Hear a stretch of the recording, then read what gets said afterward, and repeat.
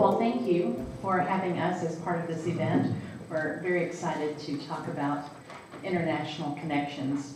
And Fulbright is actually a major funding source for getting scholars together. The Fulbright program funds graduate students as well as faculty at all levels of career. Sometimes it can be a scholar's first connection with a country, and sometimes it's the culmination of years of networking and research together. So it meets a lot of needs, and it takes place across the globe in many countries. So there are lots of opportunities there. So there is the Fulbright Scholar Program, which I pretty much just described. And Dr. Bruce Locke, who is in the middle here, is kind of representing that for us today. Bruce is the chair and distinguished research professor of chemical engineering in the FAMU FSU College of Engineering. And he's also a Fulbright Scholar. In 2017, he served a Fulbright Scholar Award to the Czech Republic, where he conducted research at the Institute of Plasma Physics in Prague. And Prague was not new to him, but he made excellent use of that Fulbright Award. There's also something called a Scholar in Residence program, and this is actually a university award. FSU does not have it always, but we're very fortunate to have it this year. Dr. Zina Schleinoff is the one who instigated that award, wrote the successful award, and it brought to us this year Dr. Simon Najm, I apologize. And they will be working together here at FSU campus for a year. So what I have asked the panelists to do is to simply tell you first about their experiences with Fulbright, how that connected to research for them, and research broadly, right? The new questions it opened, the new connections it made, the new areas it brought into their line of sight. So Bruce, why don't we start with you? Okay, thank you very much. It's my pleasure to be here, and thanks for the invitation. My experience with Fulbright is more like Peggy mentioned, a long process in development, because my collaboration with the Institute of Plasma Physics in Czech Republic started back in 1995 under a NATO project that was funded by NATO. Actually, it just kind of happened. I got a call one day from one of my colleagues, well, one of the colleagues, future colleagues from Europe, asking if I would be willing to collaborate with them based upon some publications that I had made. At that time, I was still, I think I was assistant professor still at that time, close to being promoted. But anyway, so we started a collaboration based upon funding from NATO that was an exchange project. So it included 2 NATO countries, which were the US and the Netherlands, and 2 pre-NATO countries at that time, which were the Czech Republic and the Slovakia. And so we had the 4 groups get together, and it started this kind of exchange where naturally resulted their students came to work in my lab for some time, my students went to their lab to work for some time, and we developed that into a very long-term collaboration over the years. And some of the researchers who were graduate students at the time in Prague became the leaders of the institute that I went to work in finally when I was applying for the Fulbright, and also had already done, my key colleague had already done a postdoc here. So we had also, we were talking about funding opportunities. We had this funding for NATO, which lasted about 3 or 4 years. And following that, I had a Fulbright fellow come from Croatia, who came to our department and worked for a year. And at the end of her time, we developed an NSF collaborative proposal. So at that time, NSF had a little bit different structure, the way they organized international collaboration. We could apply for a project, and if it was funded on the US side, both Czech Republic and at the time Croatia, we added, would, they would fund their side, so there was only one review on our side. And so we got money for another exchanges for travel and such, so we built upon that.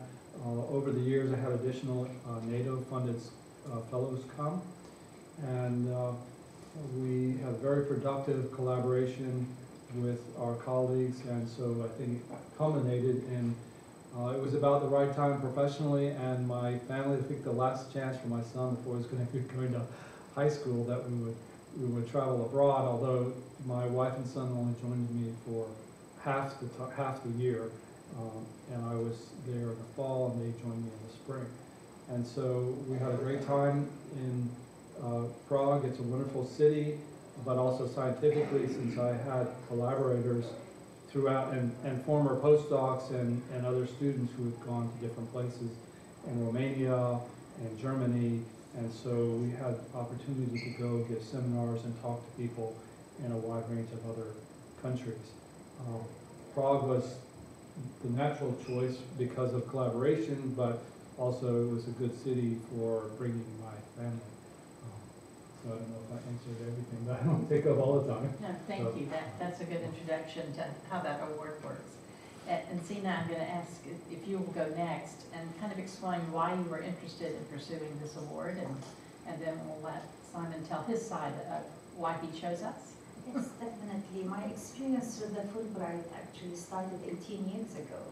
When I was still teaching Arabic, and I was the only one teaching, and I saw an announcement that they started a Fulbright language teaching assistant. So I applied for that here, and sure enough, we were matched with somebody who came from the Middle East to help us with the Arabic classes. And I've been actually hosting every year for 18 years a Fulbright language teaching assistant that comes from the Middle East and help with the Arabic classes, help with the students, with conversation classes, etc. So I've always, well, that was a very positive experience. And then I get an email about this scholar in residence, Fulbright Scholar in Residence, and I'm part of the International Advisory Committee that Steve chairs, and I brought it up during that meeting. It's like, well, I think it's a great opportunity for FSU to apply for a Scholar in Residence. I mean, we're trying to have more international people come to campus, and this is an opportunity there. So Steve and I talked about this, and he said, would you like to apply? And I said, yes, because that would be really nice for the Middle East Studies, which I direct, to have somebody come and teach courses that we probably don't have on campus. And that's where we contacted you, Peggy, and we met with the program officer for the Fulbright, and she gave us some really good tips of what it takes to have a successful applications. So I worked on the applications, and I'm grateful to Dr. McDowell for getting also the letters of support that we needed. One from the Vice President, I think, at TCC, one from another Vice President at FAMU, and from the Dean of Law School here, a letter from the Office of the Provost in support of having, hosting a Fulbright. And the application was quite involved, I have to say. There were a lot of things that one had to do, but it was worth it. So we got Dr. Simon Nejer that came. He is from Lebanon, and he had gotten his, I feel it's easier for us because he did his master's in the US, so he was familiar with already the American system and the way we teach here, our classes, etc. So it wasn't too difficult, I guess, helping him to adjust, when he got here. Probably would say the hardest thing was finding housing, and he will talk also about the fact that they require, everything requires a social security, and that to get into the system, and that took a long time. So it's we put in the applications what we needed. We also, it's a lot of things that one will do on campus, not just the teaching, on campus and in the community that we are planning for next semester. We've already are doing some things here on campus. And the East Center has a strong outreach program. So Dr. Najam will be also, involved in our outreach activities. And so I will let him introduce himself about, where he comes from, the university that he teaches at in Lebanon, and his time here. Thank you.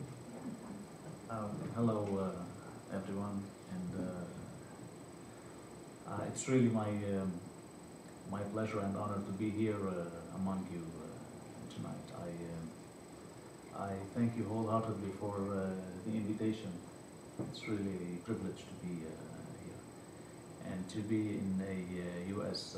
university, teaching here and learning a lot of new stuff. I'm Simon, and I hold a PhD in History and Civilization. I am specialized in Levantine minorities during the 19th, 20th century, Christian minorities, and Muslim minorities. I work extensively on the Christian minorities, and especially like the conflicts that occurred in the 19th century after the Tanzimat, 1860 of Lebanon and Damascus, and how the Tanzimat affected the life of the minorities and the life of Muslims and others in that time. What I would like to say about my experience and why I chose FSU, it really started as a coincidence. In Lebanon, I'm pretty sure that Rabia knows we are always overwhelmed with work and stuff. Life is not easy. It's really hard, especially nowadays when the situation is really deteriorating and everything is really going down drastically, especially the economy and everything else, even education and healthcare. I had COVID like last year, I'd say January, yeah, and I received an email saying Fulbright. I open it. This is not the first time that I receive an email with Fulbright or Erasmus or whatever, but I rarely have time to read all the emails that I get. I had COVID, I had some time, I clicked on it, I opened it, and voila. They were asking for a history professor in my area of expertise. And actually it was not FSU, it was for another university in the States. And they were asking exactly for what I am specialized in. It got my interest, and I started with the application. And while I was waiting for them to reply, I get another email from FSU, and it was Zaina saying that we knew that you are interested in coming to the States as a Fulbrighter. If you may send us some course description, and we are looking also for someone to come here for our Middle Eastern Studies for the MLR and Religion department. So I did, and now I'm here, thank God. And it all happened and really, really fast, and I would say it's unexplainable actually. And at certain time we had some difficulties while coming here in Lebanon. It's really hard, and the first thing that I wanted to do is like bring in my family here. I did not want to leave my family for 1 year. It's a one academic year living there. I have young kids, they are 9 and 6. And we had some difficulties with the passports and the other stuff. But thank God they arrived here a few days ago.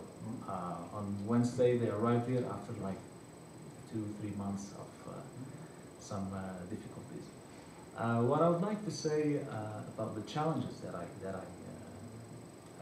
had here, it's mainly the social security thing. Everything in the United States is related to social security. You need to have a social security to rent a house, to get a driver license, to get whatever you need to have power in your house. So, and when you apply for the social security, it takes time also. So, and I couldn't get into the system of FSU without the social security. So we had to like start teaching and doing this without the ID, without access to Canvas. I couldn't go to the library as well. It took like, I would say, 5 weeks to get the social security and get into the system.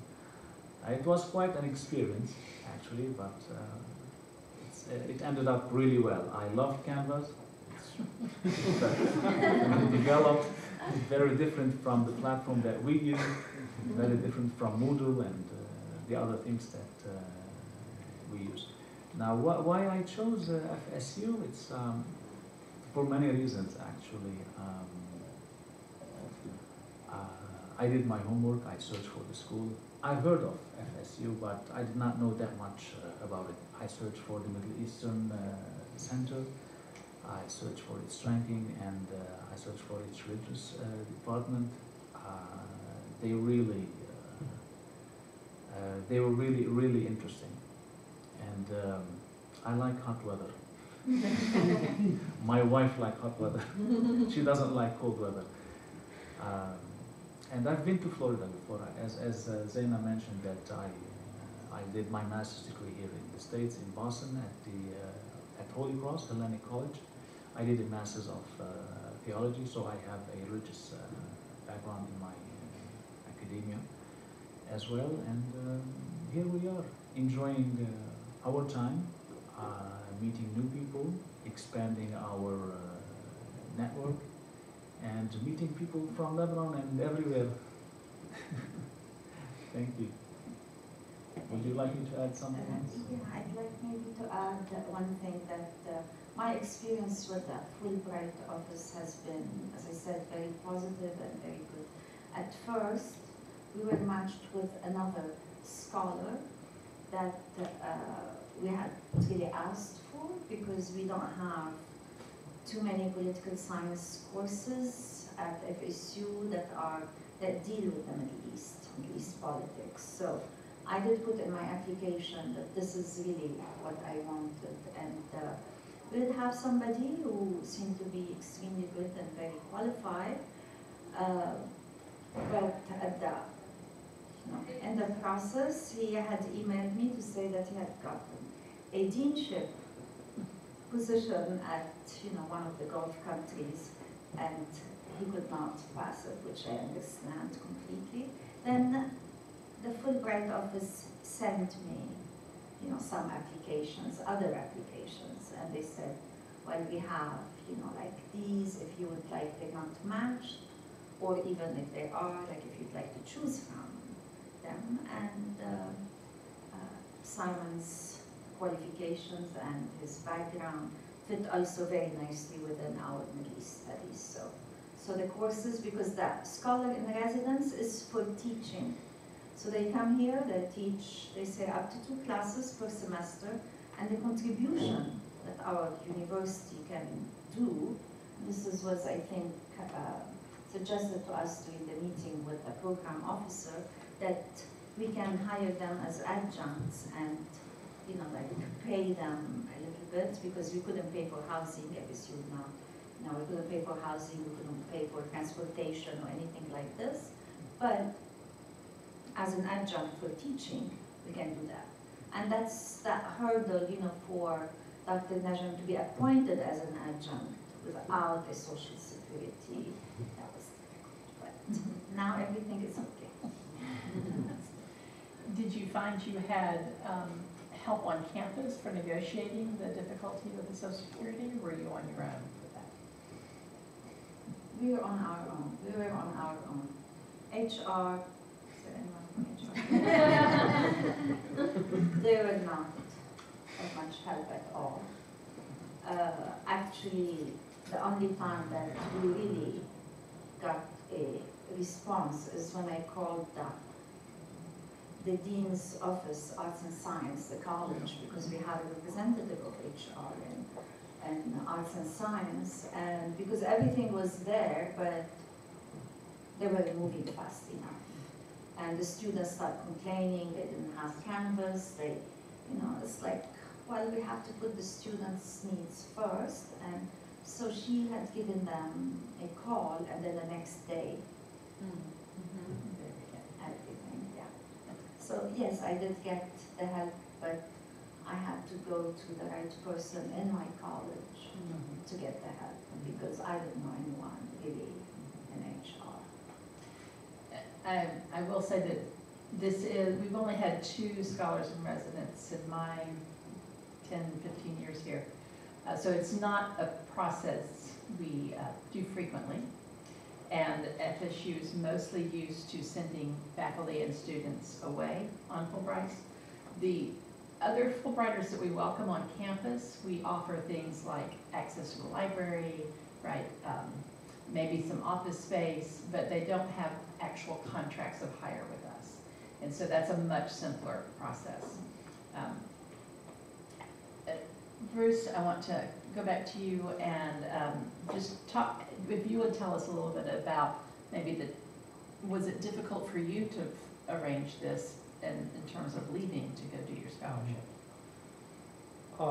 Well, there's 2 parts of it. One is the application process and figuring out when to go and where to go, and then the actual process of going. I think I was in a position where, like I mentioned, my son was getting close to, he was in middle school, was getting close to getting older, and it was like a window of opportunity to take him, and I really wanted to go and spend a year abroad, not just to do 1 semester. I've only taken, that was only my 2nd sabbatical in 33 years of faculty at FSU, and so my first sabbatical was in Japan back in 1999, and I was there for 1 semester. And I really wanted to have an experience where I was away from Tallahassee, from everything here, as much as possible. So it was a good time for it, and because my colleague, Peter, his name was Peter, who was the director of his group in Czech Republic, he was director there, and the process of applying was not so hard. And I think if anybody's interested in doing Fulbright, I understand that it can be more competitive in different countries where like if you want to go to England, let's say, or some other maybe very popular destinations for Americans, there can be lots of applications. So I don't know whether I got it because there wasn't so many applications, but nevertheless, I had a long-term connection with this institute, and we could write a good proposal. We knew exactly what we wanted to work on, and this was the first Fulbright application that the Institute of Cosmetology there ever had. Most people go for education, for teaching to the different universities. I was not going to teach. I wanted to just work on research, and so that part was all relatively seamless. I didn't really know at the time my chances of getting it, but it seemed reasonable. We made a good case for it. So it was a little bit of a tricky part in terms of deciding because like I said, I did have this long-term collaboration, but there was another group in Germany that I was very interested to go to, but they were in the boondocks. They were in the north, almost in the North Sea, and very far north in a small town. And my wife was like, what school can my son go to there? And so a place called Greifswald. But they were actually very interested in me going, and they were like arranging for grad student and everything. So, but in the end, we switched we stayed with Prague because of schooling for my son, and he was just there for half a year. But the difficulty of going, which for a faculty member, you still have obligations here while you're gone, and you can't just, I have a research group, and I had students and PhD students and others that I had to manage from there to here, and so we use the modern technology of before COVID even, we were meeting online more than every week just to keep things going here with my research group here. So, and it was connected with the work I was doing, so there was certain overlaps and things we could talk about what I'm doing there versus what they're doing here and how we can collaborate. So I won't say it was easy, and maybe I didn't get as much done as I wanted to, because Prague is such a nice city. And I can't say that I worked as hard as I would have if I was just here. But so it's a little bit of a sabbatical, and I got things done that I wanted to get done, and some I didn't get done, which had big plans to write all these review papers and things, but I never got to finish them. They're still there. But so I don't know. There are challenges, but people do it. People take a sabbatical. I think the one semester now, as department chair, I see my faculty apply for sabbaticals and things. Most people take the one term, and it's a little easier to manage if you have a research group here. But in terms of actually getting away and refreshing and completely, trying to get away as much as you can, the 1 year sabbatical is I would recommend it at least once in a career, once in 30 years. So. Yes, there's a question. I have a quick question about some of the stuff you touched on within that application. So I know that I've been interested in applying for the Fulbright Scholar, and one of the things that advisors have told me about it is that you have to have a very convincing reason to be in that particular place doing that research. So do you think that the collaboration that you had established was enough of a reason, or did you also have to talk about the labs that they had there, and you were working specifically within that lab, collecting that particular data, or how much convincing did you have to do within your proposal? Well, you have to make a case, and I agree with what you said in terms of the premise, but you have to make this case of why you're going to be there. And it wasn't just because we had a collaboration. That helped build the case that we could make, but they have facilities there that I don't have. And so they had some instrumentation that I don't have access to here, that I could only do those experiments, or we could work together to do those experiments in that place. I did have a chance to meet other Fulbright scholars who were in the Czech Republic. There weren't too many. We got together over the time. Most people came and went because they stayed only half a year, but there were a few that they had access to very specific equipment that they don't have at their institution. Not that it doesn't exist somewhere else in the U.S., but there was, I didn't have a connection with those people in the U.S. So you do have to make a case that there's something unique about that facility, that place, and then I don't think you have to have had that long-term collaboration. There were people there who were scholars who had, for the very first time, met the people they were working with. But at least it seemed like it helped our case to do that. It was more convincing. But you don't have to have 20 years of experience with that group to have a shot at it. Yeah, I should clarify that for Fulbright, you can only apply for one place at a time. Yeah. So you do have to choose. And Fulbright is serious about the matching in all kinds of awards, and frankly, they're quite successful. 100% of the faculty I've talked to here about Fulbright say it was life-changing in a positive way. And people don't come home in the middle. I mean, it works, right? How they match people works. But yes, you have to make a case for why you and why in this place.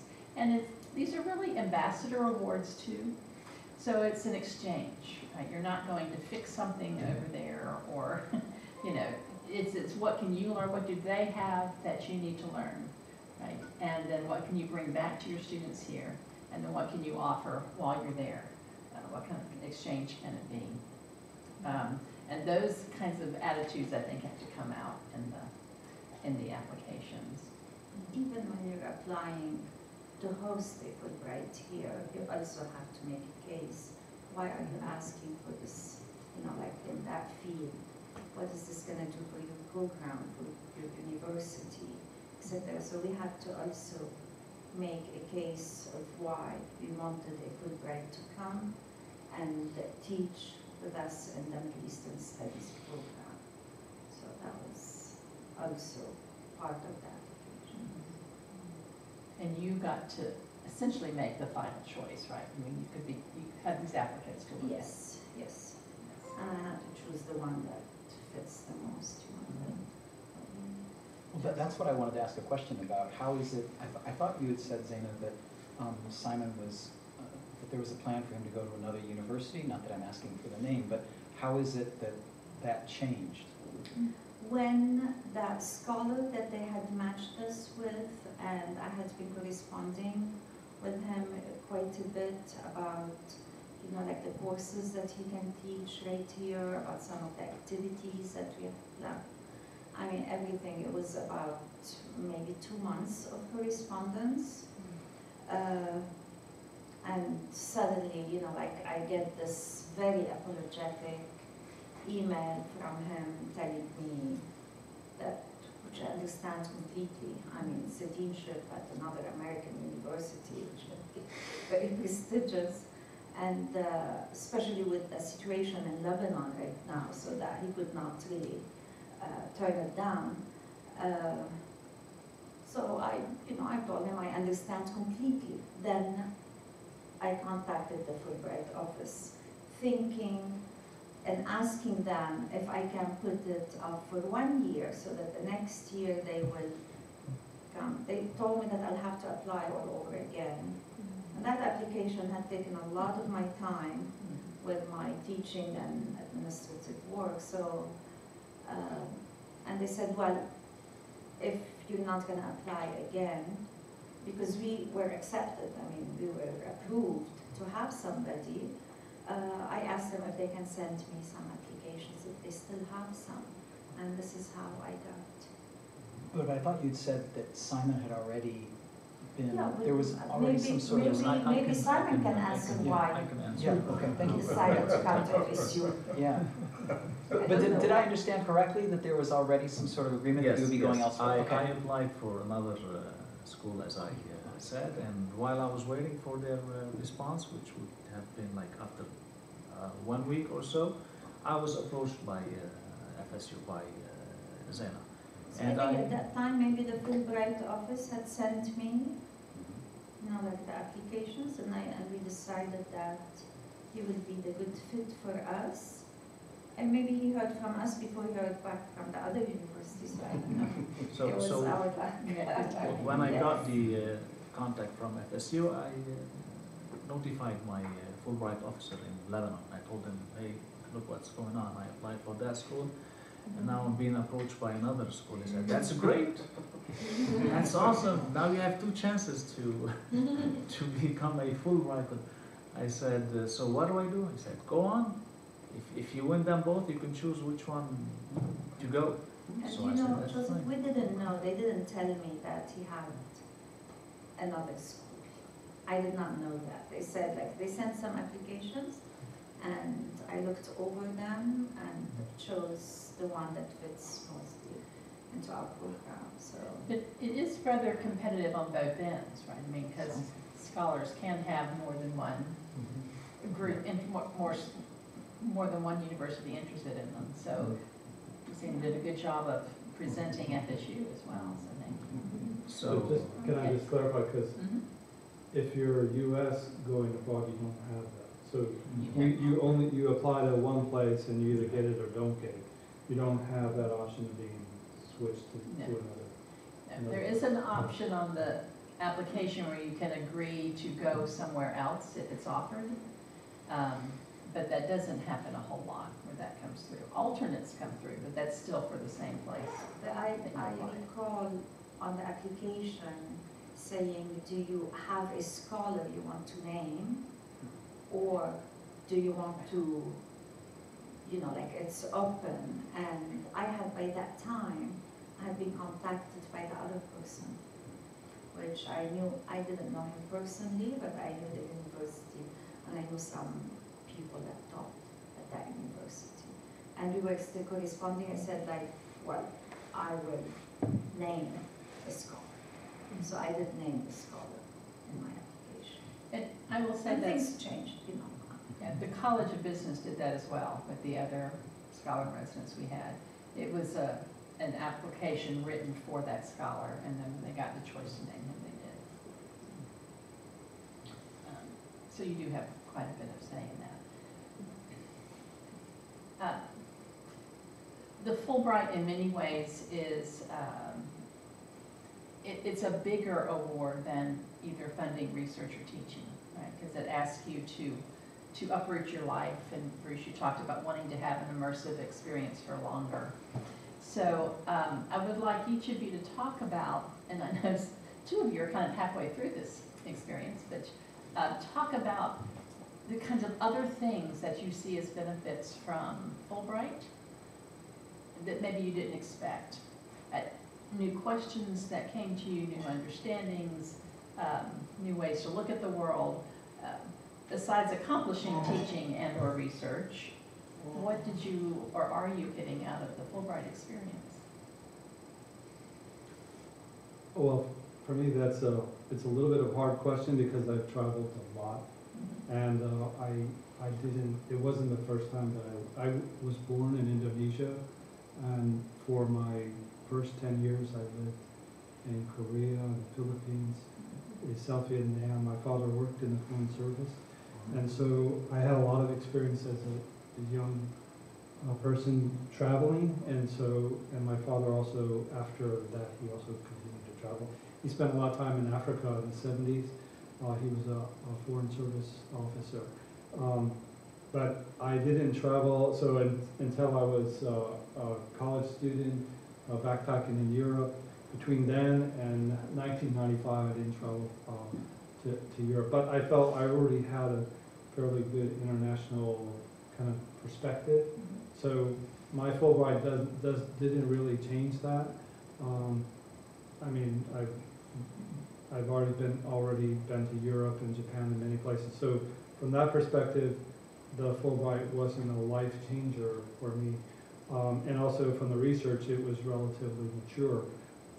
But the other side, to see a city, to actually live in another city like modern European city like Prague, you can see how life there is different than here. So of course I'd been there, I traveled there, I'd even been there for more than a few weeks, but to be able to live there and just hop on a tram, hop on a subway, walk to cafes, that kind of lifestyle is European style, which I knew about it, I'd been there in the summers and things like that, but to be able to experience on a day-to-day basis, that part was really nice.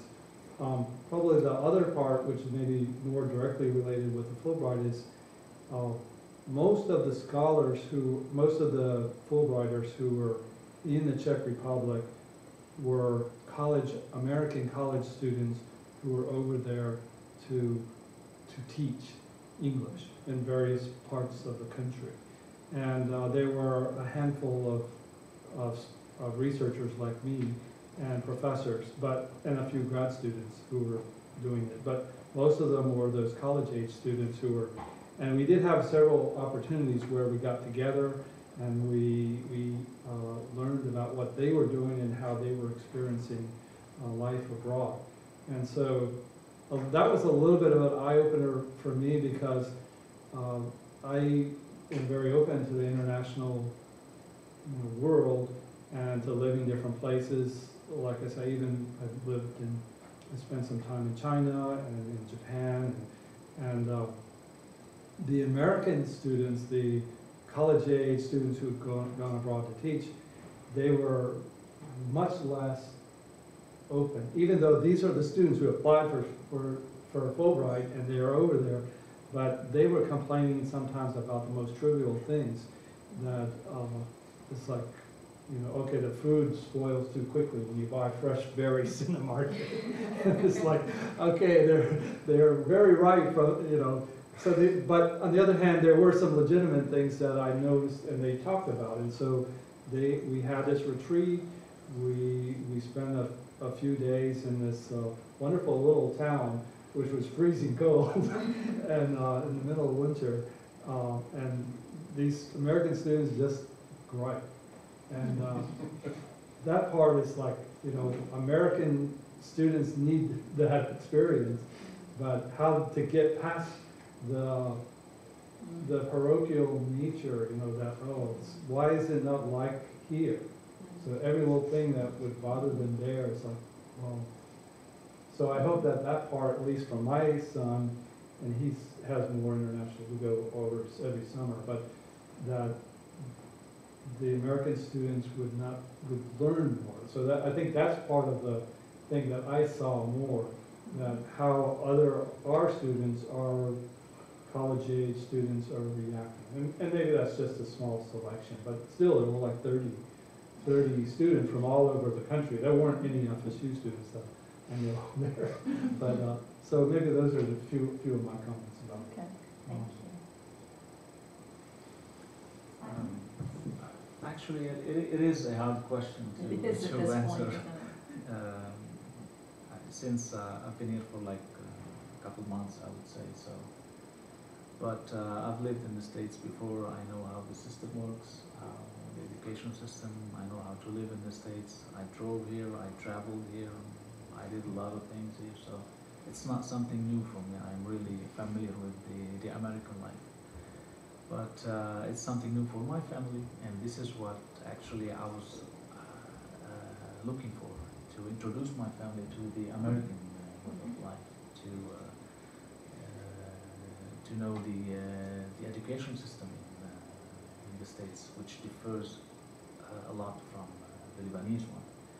And my kids started school a couple days ago. They are enjoying their time. It's a great shift. I know it's a big shift for them, but they are enjoying their time. They speak just few words. They are francophone. They speak French and Arabic, but just they know few words in English. But they are getting along, I would say. They were happier today from yesterday at school.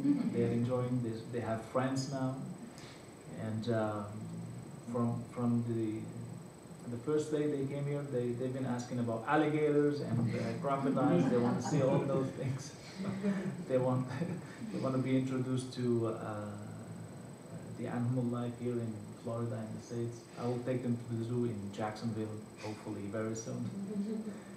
And if I may answer this question, I would say, and I would stress, as Rabia also said before, it's networking. Fulbright. Fulbright is one of the most prestigious exchange programs in the world, not only in the USA.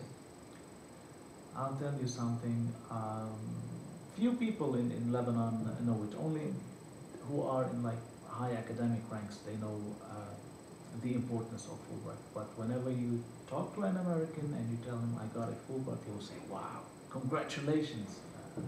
How did you do that? And it's like that. And in Fulbright, I've been here for like a couple months now, and I have met a lot of prominent scholars, a lot of big shot, as you described them earlier. Yes, there are big shots here at FSU and in the US and everywhere. And this is how you develop your career, your network, and it's really important for your future. It happened to me with the other exchange programs, like Erasmus and like other language exchange programs. And I did have networks, and I had friends with people who became also prominent scholars, and it opens a lot of doors. I'm pretty sure that it will open also a lot of doors. So hopefully by the end of my academic year, I might have the right answer for you. I'll have to say that it's the Fulbright program. I'll talk about it from the people that come from overseas to really work here. And with the 18 years that I've had hosting a Fulbright language teaching assistant, these are young people that come, they've already finished their undergraduate degree, and most of them have a bachelor degree in English. So they come here for a year to improve their English, to learn more about the American educational system, and to go back to their countries to teach English there and to share their experience with their students there. This program is an excellent program because it also exposes our students here that are very close to them in age to another culture, and they become really friends. We have several of our students who went back to study overseas, do intensive studies, language study in the summer. And if there was a Fulbright from that country or from that city there, we put them in touch. And this person, even if they were here 5, 6 years ago, will take them, show them their countries, invite them to their home. And they do the same here as well. I have many of them who were invited to students' homes to go to, for Thanksgiving or for Christmas because they didn't have anyone. So this has been excellent, and I think also having our students being taught with scholar in residence is also being taught with a professor that has a different, views, a different experience, different way of teaching is also very enriching for our students. So it's an excellent program, and I would encourage everyone to, if you want to host a Fulbright, to really have this application, and I will be more than happy to talk to you about it if any of you wants to do this. I was kind of happy that we were approved from the first time because I've never, written such an application, but so here we are. I would add that part of the immersion experience for me, I went to Cote d'Ivoire. I was just always curious, right? I was learning at all levels. I was doing research that was brand new to me, but that was by choice. And they allowed that because the teaching was very familiar and I had a split assignment. But the curiosity and the move away from my normal routine somehow felt freeing. Somehow felt like I had more time when I didn't, perhaps. Hours were the same everywhere. But the immersion piece became very key, and it certainly involved the people I met and the work I did, but it was also just always being alert to something new and different, right? In ways I would just ignore things here because, I have my routine, I have things to get done. So that was quite refreshing, and it's that sabbatical piece, right? The kind of break we take that actually rejuvenates us, right? It's not a vacation, it's something different. And I was just going to say about your experience there that I have some familiarity with. And in response to the question that was asked by the person behind me, you chose to work on the poetic oeuvre of Cote d'Ivoire's arguably one of the one or two best-known authors of the country. So your application was a shoo-in. Seriously, there was no way they were going to say no, I think, to your application. Well, and he's not someone that's recognized really outside of West Africa as he should have been. And that was strategic on my part. I'm an American Lit scholar. It's kind of tricky to get a placement abroad at some level. But Cote d'Ivoire wanted me to teach in English, to teach American literature, to be an American in the classroom, which I could do. But I wanted the research piece as well. So there are split assignments. You can apply for a fully research assignment or some full teaching, and you can do it at all career levels. There's one other option I'll tell you about called and I always forget the name of it here, Outreach Lecturing Fund, which is available to all of us anytime and there's a list of scholars in the United States on Fulbrights. And you can look at that list. If there's someone that has an expertise you need for any reason, you can ask that they be funded to come for a few days Yes, to campus. the Fulbright pays for their travel to come. And that's really kind of underused, I think, here on campus. They can work with students, they can work with other scholars, they can do really whatever you think is appropriate for your research needs. So, I'll give a lecture. yes. Are there any questions?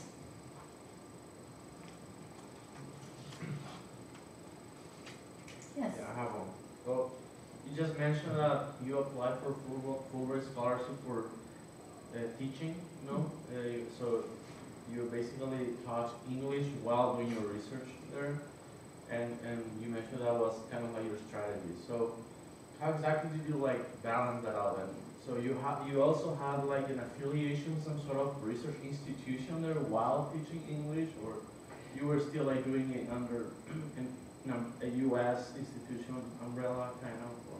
Yeah, I was appointed to a specific university, and that's where I taught all the classes. And they did eventually give me an office, but my research was very independent.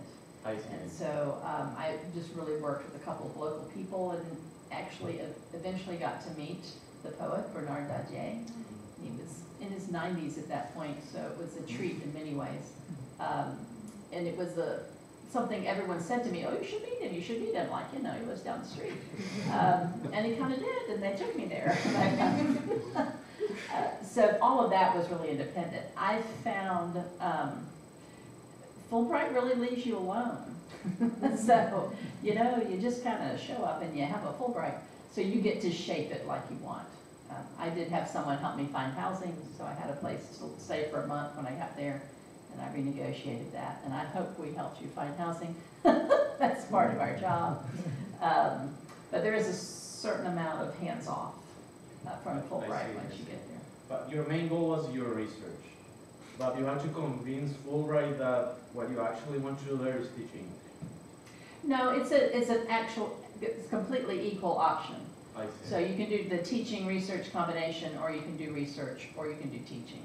And every award will tell you if it offers all three, or if the university's only looking for researchers or only Oh, I looking got for it. teachers. Flexible than I thought. Yeah, so those were considered equally. They were actually probably more interested in my teaching, but we had a decent sized group of Fulbrighters there that year. It was the first year they were reopened after some violence during elections. So it was fun to be there with all those different people. And I can say that we help you apply for Fulbrights here. That's what I do. So if you have questions, and you have to ask Zena about the scholar in residence, though. I really just helped her. I've never put one of those together. Do you have any last words here? Or they don't have to be last. Yeah, no, I have to say, you know, like what Bruce was saying about the Americans complaining. Well, this is part of what the young people do when they're, you know, like overseas. For 7 years I directed the intensive French program in Paris, and Had a few complaints. it's not like in the US. That's why you're here. Exactly. That's the point. Well, in addition to, separate from the complaining, because there actually were several incidents where the Czech Republic is not diverse like America. And so it's fairly homogeneous population. They do have some minority groups, but it's not diverse like here. And so there were some cases which were nothing to make light of. They were more serious, where some students who were minority students who were placed in some small village because they went to teach, and they might be in some small village out in the middle of nowhere, and they're like the first, let's say, African American or African person most villagers in that area had ever seen. So there were some legitimate issues that arose by those students, and that's maybe one observation in terms of how diverse it is here versus how Right. not diverse it is in some other places. And that's, I think that plays into research proposals too. It has to be clear, you can actually politely and effectively do your research that you're suggesting in this particular location. You don't want to be naive about that, right? About what it takes to get whatever it is you're trying to get in data. I mean, my only final comment would I would encourage people to consider doing it and find the right time when it's best for your career and your family, and you can match everything that you need. If you wait too long, though, it might be not as beneficial.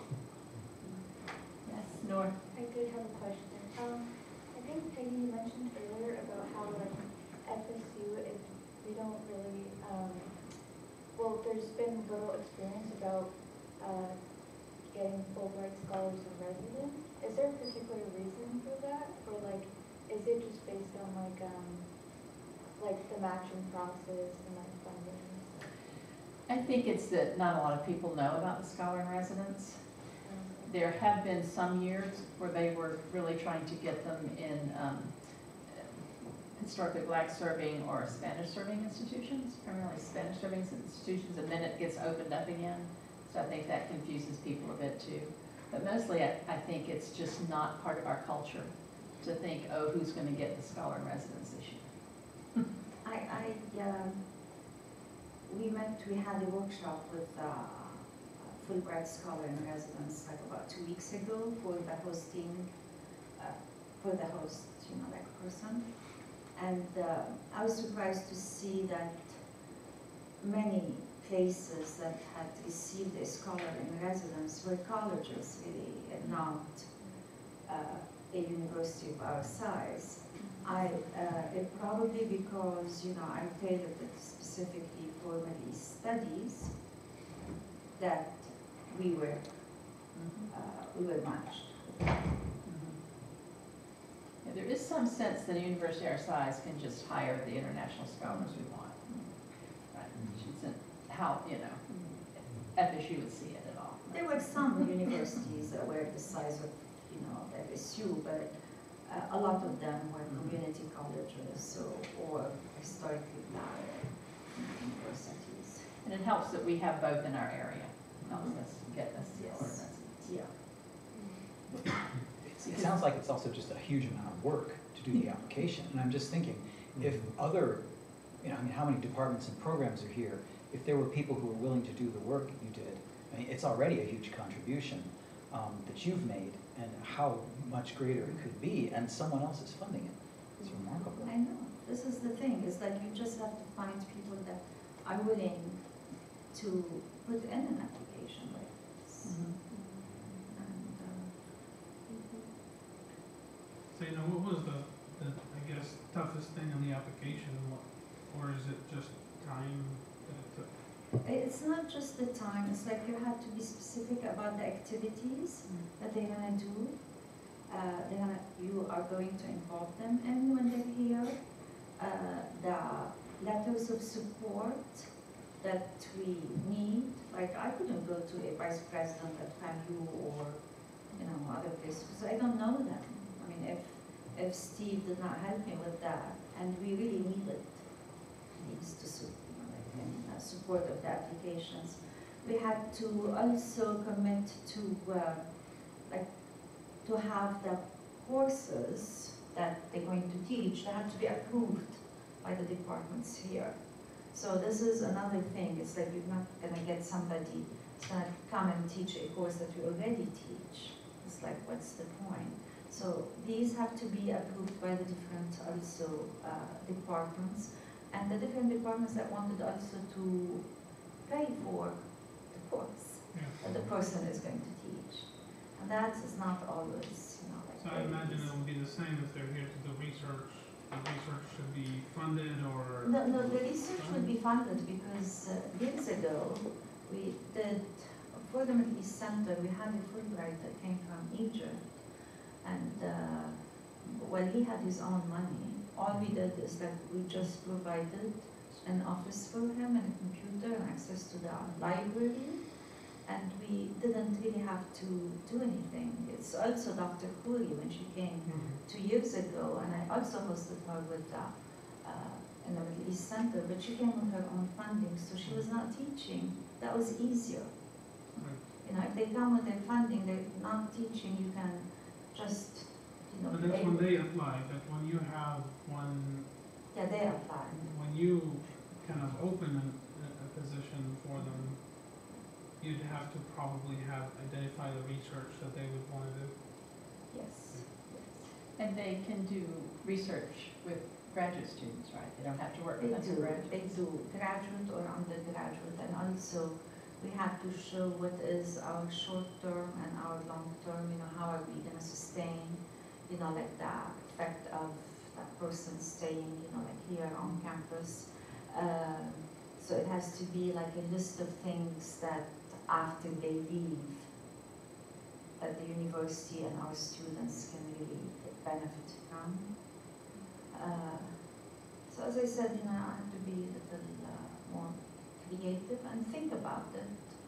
And in my program, I really needed somebody. I mean, I wanted to have this opportunity for the students to have courses that I thought that we're not offering because we don't have an expert in that field to offer it. As I said, you know, at first was political science because that's where the lack is.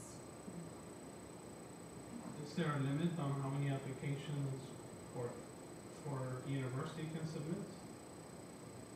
I really don't know the answer to that, do you? Because we've never submitted more than one. And my guess is it's one, but I don't know. I'd have to find that out. Yeah, I don't know either. Answering that question. I've had more experience in just hosting Fulbrighters, whether doctoral students or visiting scholars, and the one thing, the vetting is so tough that you never, I've always had a great experience. The people that make it through that process are always really great and really, you know, ready to engage with the whole experience here. So that, I haven't gone, I've just been usually a host who's contacted by someone, or people come as doctoral students, but it's, when we see a doctoral applicant, I don't worry too much, you know, just say, okay, if they've made it through that process, their peers say that these are outstanding scholars. Well, I think the vetting is very strict. And so also they have to meet the FSU's English English requirement. requirement. That was another thing. Well, thank you all for being here. Thank you for your questions. And we appreciate the opportunity to come and talk about Fulbright.